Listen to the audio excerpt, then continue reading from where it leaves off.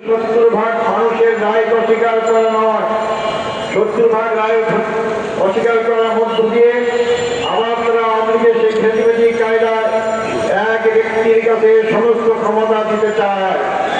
আমরা দীর্ঘ 16 বছরে এক ব্যক্তির ক্ষমতা শাসন দেখেছি।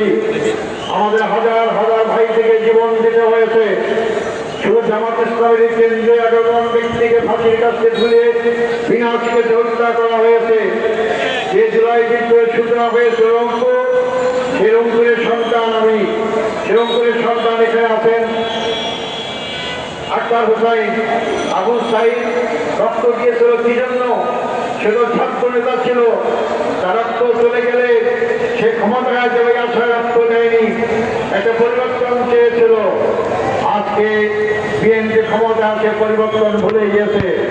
সংগ্রামী ভাই বন্ধুগণ, আমাদের এই আন্দোলন কোন দলের বিরুদ্ধে নয়, আমাদের আন্দোলন জনগণের বিপক্ষে যে অবস্থান নিয়েছে তাদের বিরুদ্ধে। আমরা সকল সময় জনগণের পক্ষে থাকি।